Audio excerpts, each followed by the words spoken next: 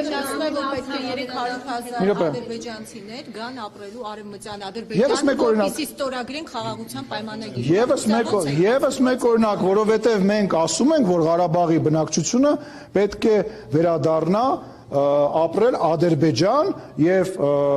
դա ինքը վերջում է նույն ձևով պատասխանում։ Ես զարմանում, այսինքն ես նոր բան եմ ասում ինչ-որ մեկը։ Չէ, բայց Ղարաբաղցիները Սպանեմ։ Հա, լավ, ժողովուրդ։ Կարակ մի բան ֆիքսեք, մի րոպե, ես կարծում եմ, որ դու պետքա հիմա լռես, որտեվ ես բան եմ ասում ու դա կուլտուրական չի, որ ես խոսում եմ անընդհատ ինձ ընդհատել։ Ես կարծում եմ, որ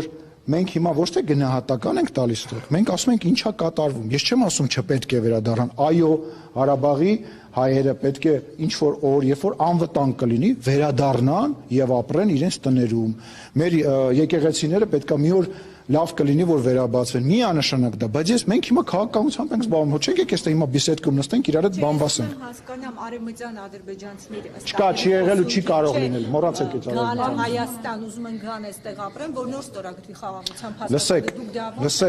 Լսեք, ես դա չեմ տեսնում, որովհետև դա անվտանգային առումով այս պայծրությամբ անհնար է եւ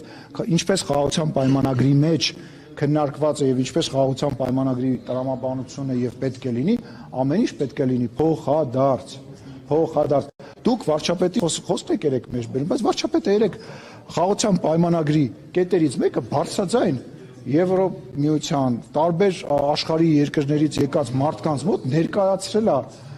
կարևոր կետ է բացահայտել։ Ոչ մեկը այդ հարցը չի տալիս։ Ձեզ հետաքրքիր է, ես հանգարցակի Ղարաբաղի բնակչության հետ վատ բան կասեմ, թե լավ բան կասեմ, մի հատ դնեք գրեք, Ալեն Սիմոնյանը վատ բան ասեց ու բոլորը հենց մտնեն մեջը բարձր։ Ախպեր, զբաղվեք քաղաքականությամբ, հերիքա զբաղվեք խոսակցությամբ։ Նշանակում է, որ եթե արցախցիները վերադառնան Արցախ, դուք ասում եք ամեն ինչ պետք է լինի փոխադարձությամբ։ Ադրբեջանցիները պետք է վերադառնան Հայաստան, այդ ուղղակի չհասկացա կբացատրեմ։ Ասածս հետևյալն է, որ երբ որ կլինի խաղաղության պայմանագիր, հայերը կարող են ապրել Բաքվում, մնացածը կարող են վերադառնալ այն գյուղերը, որոնք որ ժամանակին իրանք ապրել են Հայաստանի տարածքում,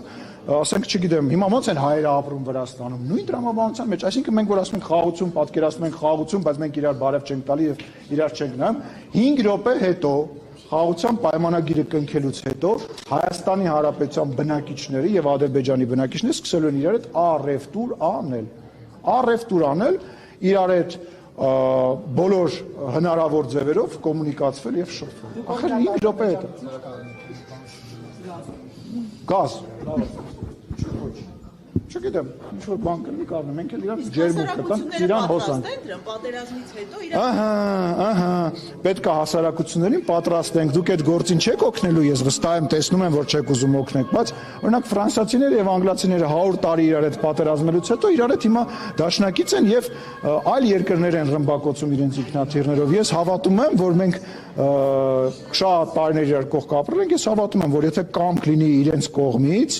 մենք կարողանանք մեր հասարակությունները կապրեն իրար հետ, ասում առևտուր են անելու։ Ժողովուրդ, Ղարաբաղի